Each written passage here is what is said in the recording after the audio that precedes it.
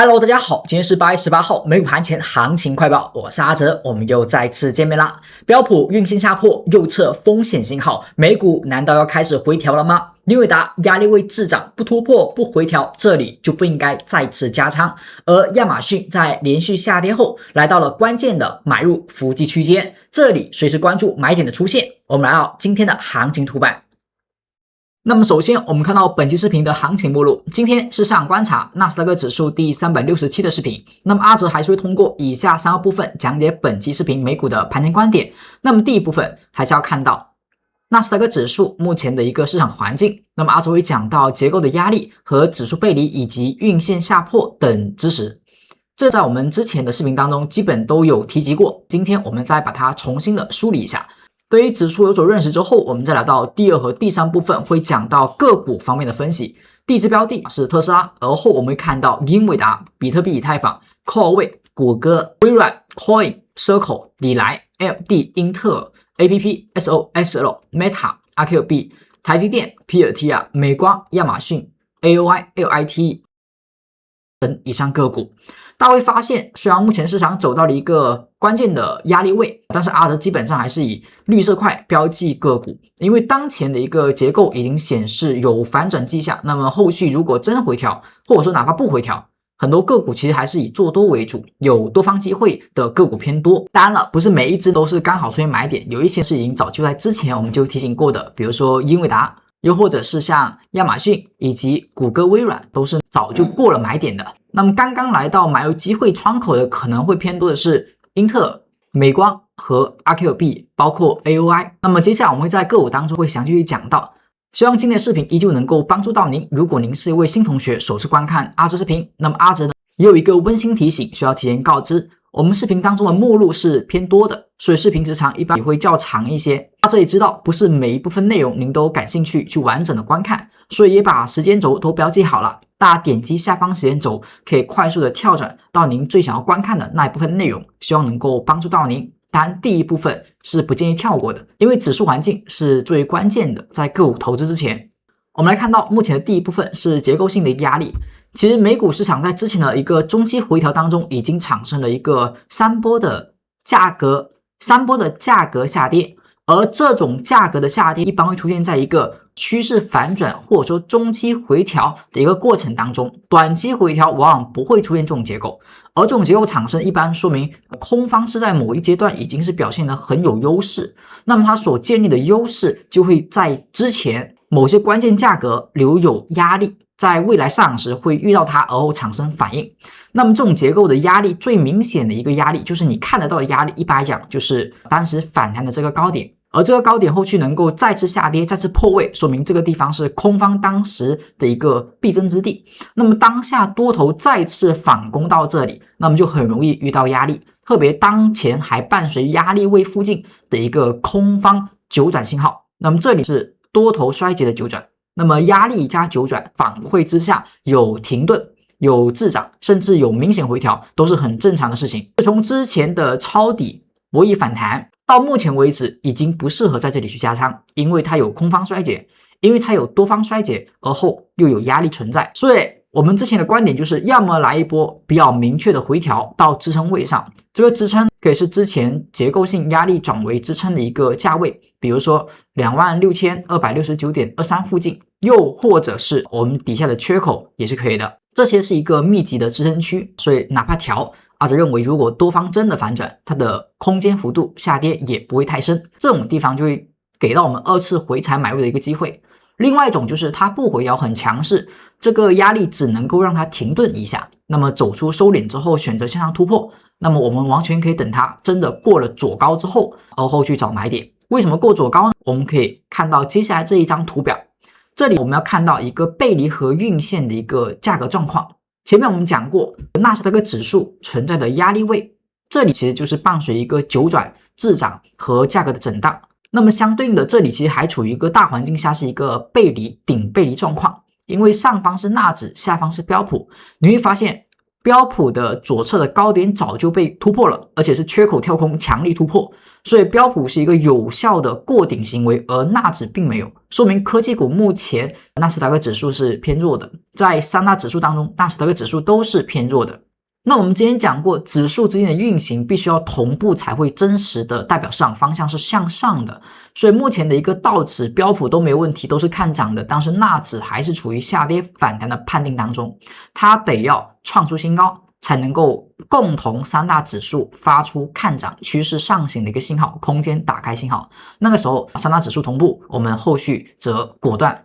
看涨跟进都没有问题。而现在还有一个指数在拖后腿，那么就说明这里还是存有隐患，如果纳指真的在此处走弱，就会拖累标普和道琼斯它的一个上涨趋势。所以像有一个指数拖后腿，让另外两个指数见顶的这种行情在历史当中也并不少见。而当下呢，在纳指还存在弱势的可能性下，又伴随有标普已经明显开始被拖累，因为这个地方已经出现了一个晕线而后被往下收盘跌破的一个状况。我们在昨天的公开直播当中讲过，如果晕线下破，说明这里存在某些你看不到的压力，那么方向性呢，则会代表右侧风险而后向下。除非它能够短期再快速拉出一根强势阳线，把晕线的母线高点再次突破，则说明这一根阴线只是洗盘扎盘，那么我们可以继续的反而去买入看涨。但现在还没有那根阳线出现，所以这里是一个减仓的地方。而我们看到纳斯达克指数还没有，所以目前的纳指还在晕线当中。如果今天顺势继续往下跌一根阴线，把之前的母线低点给跌破，那么就会构成标普和晕线同步的确认，那么比较明确的共振的减仓卖出调整开始的信号。现在仅仅是标普发出，纳指还没有，但是已经有一个标普发出了减仓信号，所以已经开始要注意这里，不管你减不减仓，至少不是加仓，至少不是在盲目的去看涨，所以这是目前阿哲对于指数的一个看法。那么希望以上对于这个纳斯达克指数的结构压力以及背离晕线下破能够对您有所帮助，特别是新同学，如果您听到这里能够有所收获，也希望大家能够在视频底下点击订阅按钮，成为阿哲讲究频道的订阅粉丝观众。未来我们可以持续长久的学习技术分析和交流美股行情。如果您是老同学，听到这也可以为阿哲视频点上您宝贵的小红心，也很感谢您每期的观看和支持。如果您是新同学，首次订阅阿哲，阿哲对于新同学也有一些小小的见面礼。如果您是今天刚刚订阅阿哲的同学，最近的美股行情又让你感觉到比较困惑，或者说交易上很困难，如果这里要调，那做不做空？那如果这里它不回调，那又如何去做多？等等的疑惑都会在震荡当中去产生，它没有之前那么单边的上涨那么好做，没有单边下跌那么好看，这个时候交易可能会陷入困难。针对于交易方面的问题，我们知道分析还不够，还需要有实战。阿哲对于订阅粉丝同学也提供了一些关于分析到实战的一个全流程的过程。阿哲有邀请了一位特别实战的龟特期权老师，那么为大家去分享美股交易到期权交易它的一个进度进阶，关于这方面的一个进阶的一个内容。那么龟特老师会在我们的内部直播课程当中，会去用期权的一个相关的一个账户为大家去讲解如何在当前的美股市场如何实盘去下这个期权的一个订单，又如何用期权的一个方式去对冲风险，去把控应该掌握到的一个利润。那么像当前期权老师他的一个账户当中，他的一个仓位控制目前大概是55分，所以整体仓位的一个控制你也可以学习得到，就目前市场整体怎么去安排仓位，又如何去进行相对应的做多和做空的一个布置。目前 Great 老师主要还是把目光放在了苹果以及韩国指数上，当然其他的一些个股也有关注，但仓位可能就没有那么多。所以如果您对于苹果或者说对于一些韩国指数亦或者是英伟达、谷歌等等方面有所兴趣的，都可以好好去看一下龟老师直播当中的一个实盘的一个演习，希望他的一个直播能够帮助到您。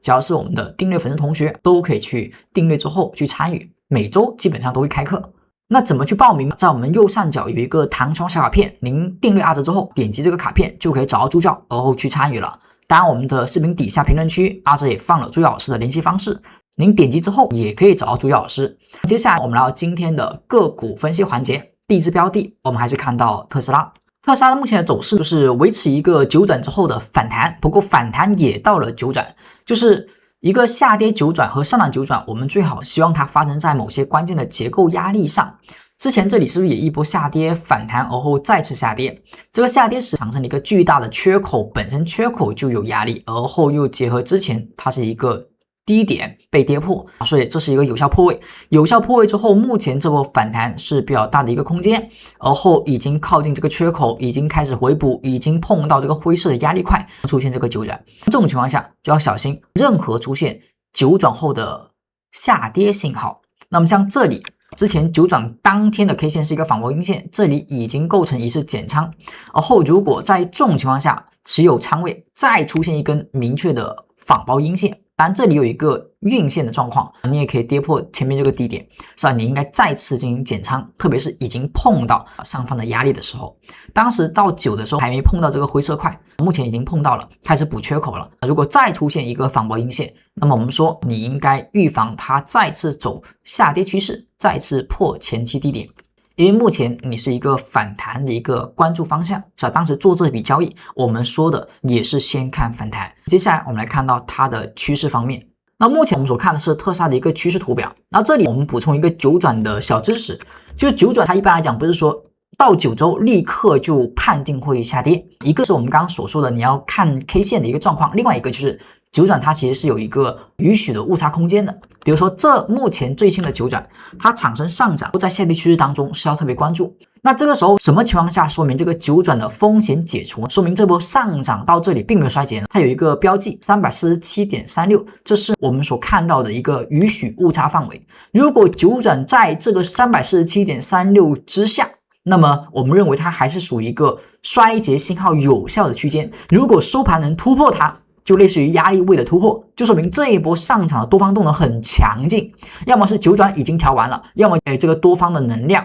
不足以被九转所抵消。所以这个347.36是关键的定义，一旦突破多方很强，要么就调整结束，要么就说明九转无法限制这个多头。好，所以市场将容易出现一个再次的打开空间，但是目前还没有突破，所以九转的衰竭还有效，依旧看震荡以后的调整还没有开始。像之前这里也是出现了一个九转，九转产生，价格走势 473.34 没被突破之前，这里是个九转。好，那这种情况下，这里就误差范围，除非它能够往上把它突破，这样就说明这个多头异常的强劲，亦或者是九转已经回调结束。所以你会发现目前而后你会发现它并没有去突破，所以走出了一波下跌，下跌反弹再下跌，所以这个地方是一个九转的误差允许范围。下跌时也是一样，比如说这一波下跌九转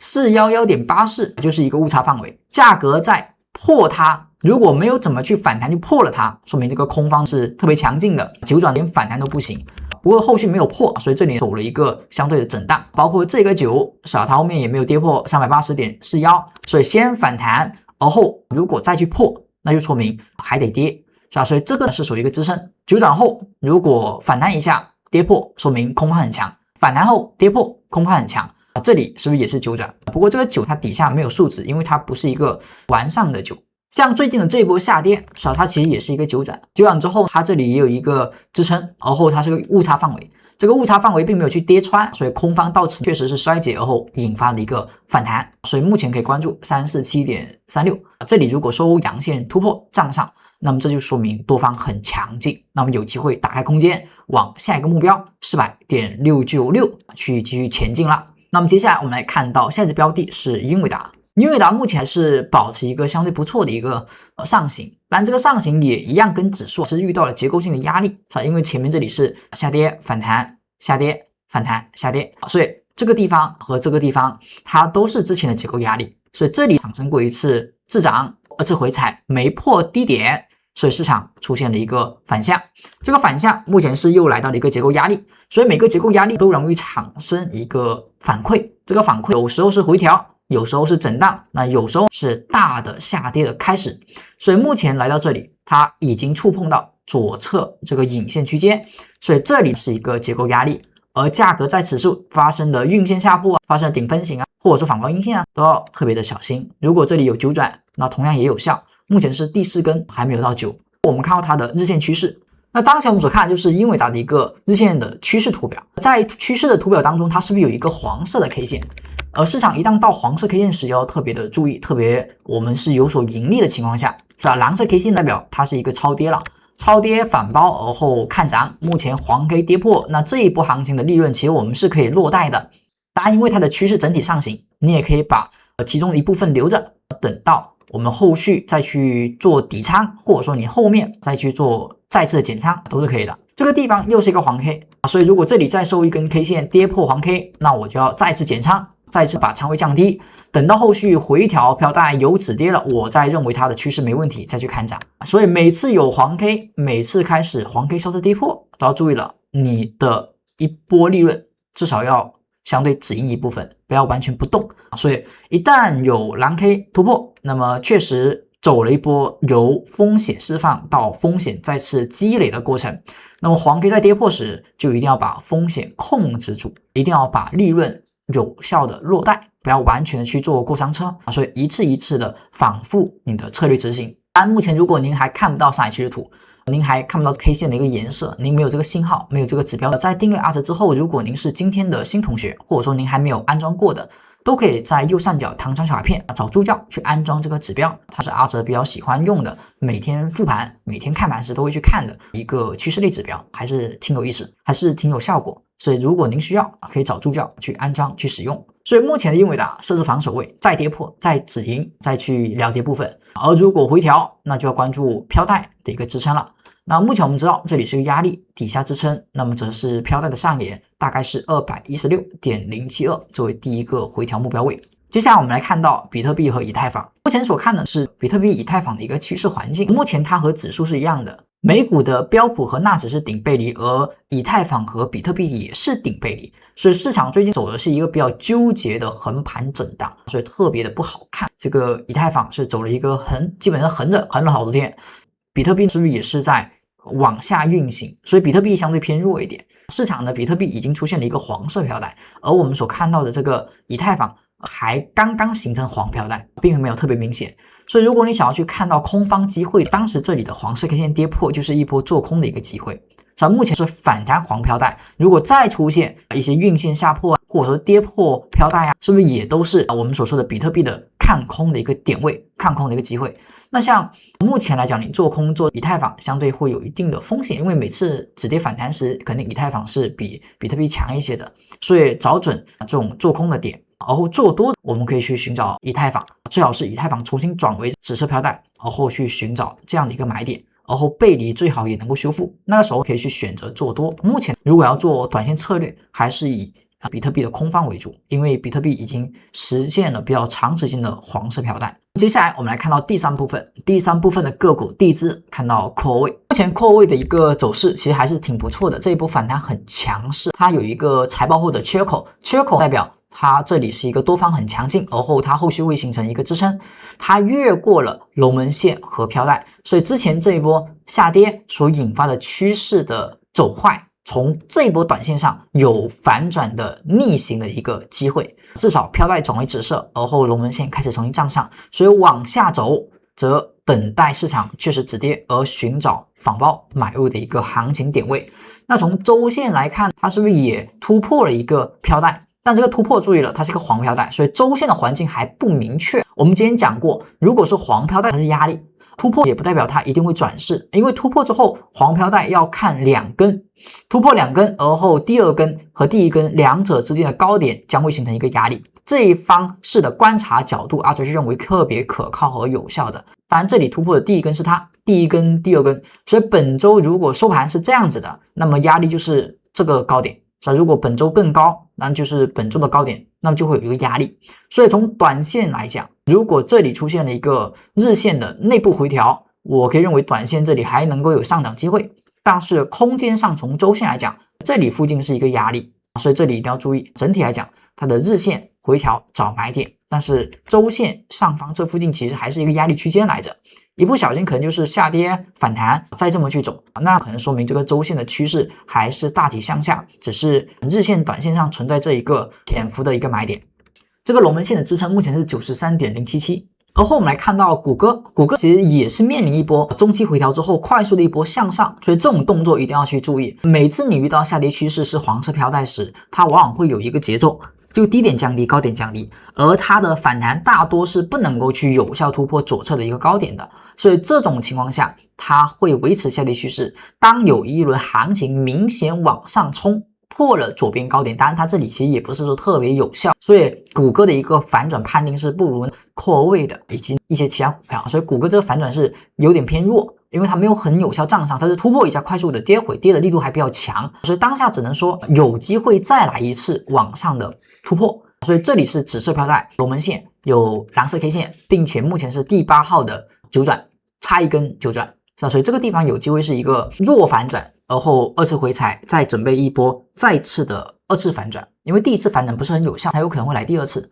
但这里最好是有一个蓝 K 消失反包，而后纠涨产生，那个时候可以构成买点再去跟踪。如果没有往下继续破龙门线，那就再等等，因为它其实这里也有可能只是一个周线的纠涨后的一个反弹，反弹后它也没有一个有效的反包，它往下继续走是有可能的，所以这个地方它的一个谷歌反转不是特别的有效判定。接下来看到一个特别有效的就是微软，因为微软这一波是强得太过分，之前这一波下跌你会发现，正常来讲一个单边下跌它往往就是下跌反弹下跌反弹，你会发现它很多时候它是干嘛，它不会去破它的左边的一个高点，所以这个就是一个趋势一旦推进之后它的一个市场的结构。那么像这里开始有所不同，你会发现这一波上涨它是不是把左边给突破了，2次回踩再破，所以这一个地方它其实已经是形成了一个反转。那么这一波如果是反转2次回落时，它这里是个破底翻，所以它是一个升幅的，类似于1浪之后的2浪，好，目前是走了2浪升幅回踩之后的3波，所以这一个是已经是反转2次回踩之后再次启动。那么这一波启动之后，我们可以认为这里是走了第1个第2个，所以这里有很大机会还有一个第5个，是吧？3浪之后一个小5浪，所以这里其实还可以看一个小机会，小5浪的机会。这里是小3浪走完之后回调，这附近有一个缺口，有一个飘带回踩之后，如果有反包阳线，可以认为它还有一个新高的机会，那个时候小5浪的一个机会。所以这是目前阿哲对于微软的一个看法。从周线上它其实就是一个再次高位回落到我们所说的龙门线，是吧？周线龙门线为什么到这里开始有一个强反弹？因为周线是龙门线，所以这里出现了一个反转，2次回踩再往上，所以它的结构是一个反转的周线结构。这里回落可能走一个小5浪再往下，当然它也可以直接往下，那么可能日线就没有买点，可能3浪结束回踩，那么它其实还伴随有一个短线之后的再次升幅回踩，因为它是大级别的突破，所以颈线位的地方突破之后可能还有一个回落的一个过程，所以小机会是小5浪，大机会是一个大级别反转的一个再次回调，所以后续可以长时间的关注，只是目前这里有一个小机会。我们再来看到下一个是Coin 的一个行情走势，龙门线一直向下，所以我们说这个日线，如果你发现龙门线一直在向下，又是黄飘带为主，这个时候做多你的胜率会大大降低啊。你看到周线上其实也是一样的，是吧？黄色飘带龙门线这种情况下，其实做多就最好避开，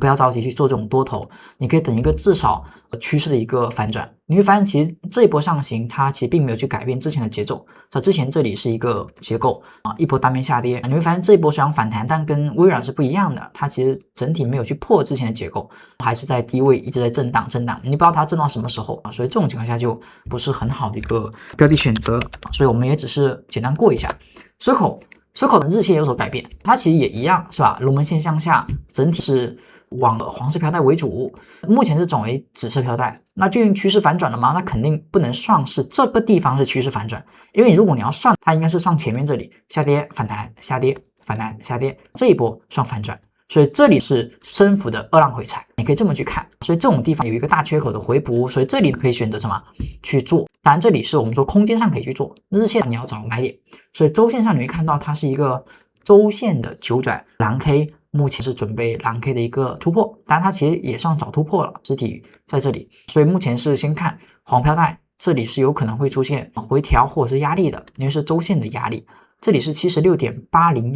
然后日线上我们会看到它是黄色 K 线，所以你这里去做买入相对会偏激进一点，当然这里有一个追涨买点，就是运线加黄 K， 如果有一个阳线突破可以去做追涨买点，但是空间上我们可以看到龙门线上方压力 85.382。 下一个我们来看到礼来以来还是偏震荡，但是已经没有太多好的这种介入点了，因为它有可能走为震荡或者说中期回调。像之前这种飘带比较稳定的时候，我们可以去看它的一个蓝 K 是吧？然后黄 K。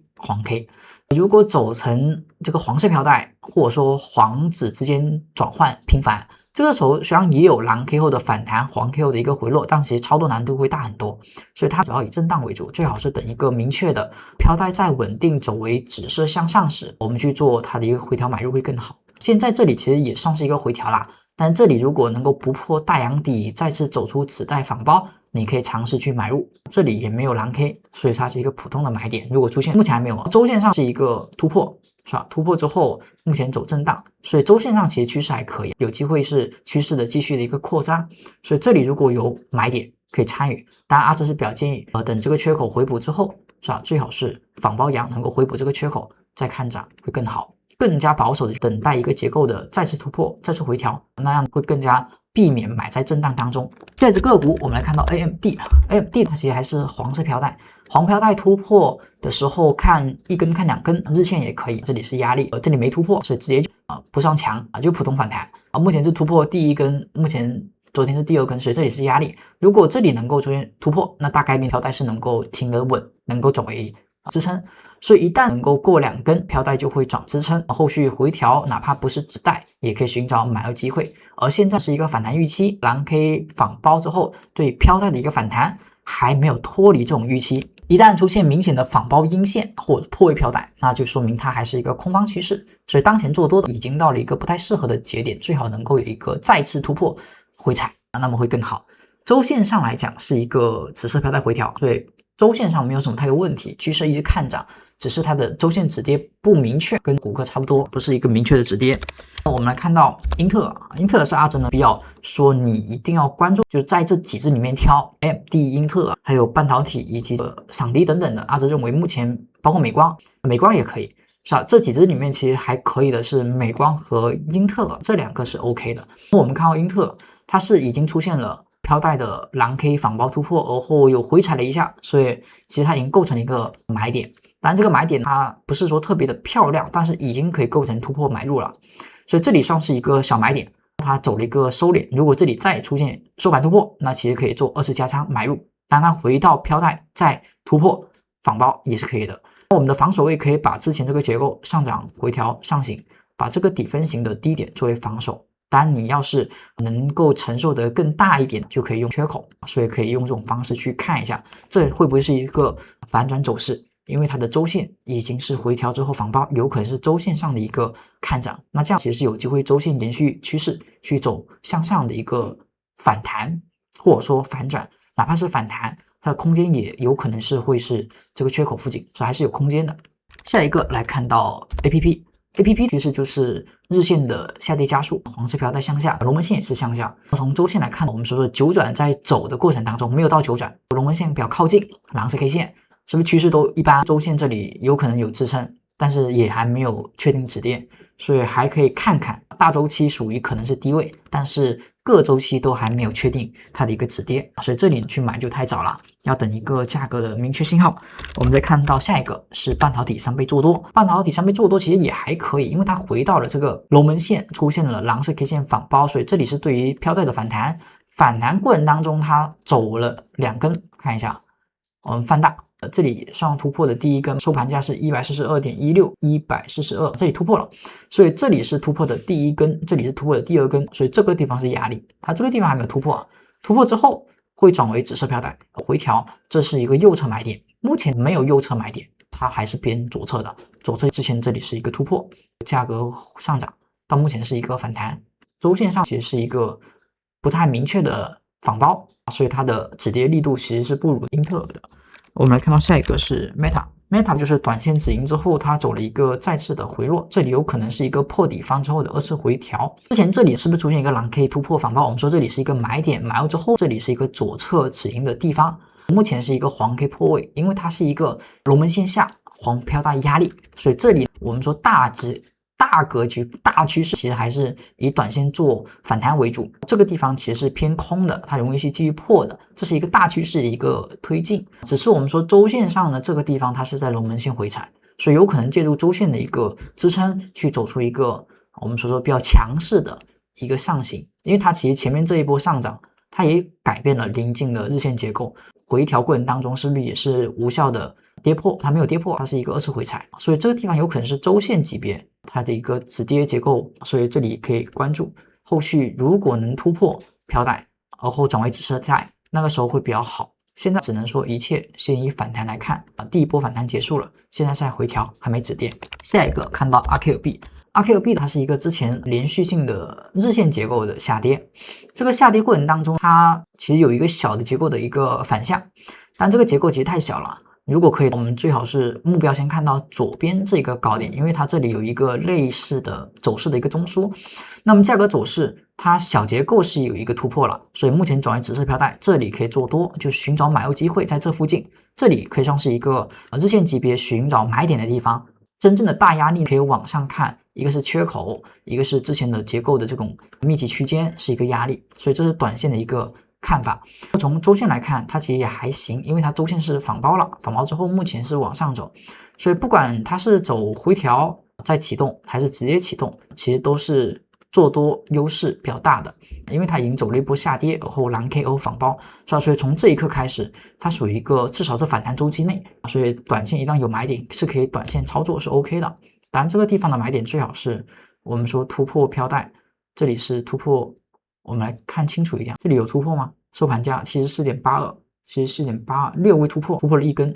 突破一根，突破两根，这里又突破了，所以黄色飘带转紫色飘带，回调有连阳，也可以直接说作为买点是可以的。那下一个我们来看到台积电，台积电呢有九转 444.50 作为误差范围，而后它转为了一个紫色飘带，但是因为它很明显突破了两根站上了，有缺口，有回调，没有完全回补，所以多方占优势。那么这种情况下，回调找买点是可以的。不过目前的买入信号比较弱，因为它的阳线不强从周线来看，它是一个回调之后反包阳线所以这里可以看涨看涨是可以，就大的结构看涨没问题只是日线的买点你要去等一等，目前不是一个好的一个介入时机，之前其实也没有，之前这个地方没有蓝 K 反包，所以相对来讲不太好介入，台积电就是这个样子。我们再看到下一个是 PLTR，PLTR 就我们之前讲过的买点是之前低位的一个横盘震荡，是吧？当时这里是一个伏击区间加速之后，目前是一个黄色 K 线有跌破的一个行为，所以这里其实已经可以完成一波我们说的一个短波段的一个止盈了，一个比较大的利润。我们很明显会发现，之前这里是下跌反弹，下跌反弹，走了一个震荡，再是往下跌，往上反抽，所以这种情况下是属于一种跌破最后一跌，而后往上拉，这里底下这里就是一个支撑区域了，所以后面如果这里能够往回再撤，它其实就属于这种二买附近的一个区间。好，那价格走势我们会认为它还能够往上去进行一个推动，所以这里最好有一个回踩，那么二买的机会。前面这种地方是偏一买，是我们所说的偏左侧的一个买入，这里的一个支撑可以关注龙门线147.378。我们来看到美光科技，美光科技它是一个黄色飘带，黄色飘带过程当中出现了一个向上的突破，是不是也突破了左边高点？还没突破，差一些，所以这里是个压力位，这个地方肯定就不是随便去做追仓买进了，虽然有个缺口，它有两个缺口，这里是吧一个，当然这里还有一个，所以它也算是可以说比坚英特或者比英特还强了，因为它有3个缺口，跟英伟达差不多所以这种情况下后续回调时选择做多机会，而后等回调，这种地方去追就没有太多意义了。我们看到这个飘带上沿是 900.64， 再看到下一个是亚马逊，亚马逊它的回调过程当中是不是缺口补了一个？底下目前是大缺口，大缺口被回踩，它很明显也是趋势 OK 的，只是它一直走的是一种震荡上行，所以在低位破龙门线蓝 K 出现上涨之后，很明显是改变了一个结构，走了一个突破，因为是震荡，所以突破容易出现回落，是吧？这种是震荡的一个特征，就是突破容易出现高点，所以之前我们说过这种地方你要有一个止盈的一个准备。目前回调了，这个地方是蓝 K 消失反包，又结合缺口支撑飘带支撑，那么就是一个买点。如果没有反包就再等等，不要提前买进，最好这里等右侧的回调买入。下一个是 AOI 的话是属于已经有买点了，昨天的盘前的一个直播当中我们是有讲到，这里其实是有一个结构的突破，然后有一个龙门线回踩，所以日线上呢它是一个结构的上行，然后走震荡，那么飘带离得比较近，那么这里又再次出现了一个突破，所以这种情况下，这根阳线作为买点，只是买入之后你要看一下，它是一个大波动的股票，所以你的止损要控制住，你一根阳线的止损它就10来个点。所以这个时候你要把仓位压低，你不能够还是比较大的仓位去做，不然你止损很难扛得住。然后周线的话呢是一个蓝 K 消失仿包所以目前还在推动。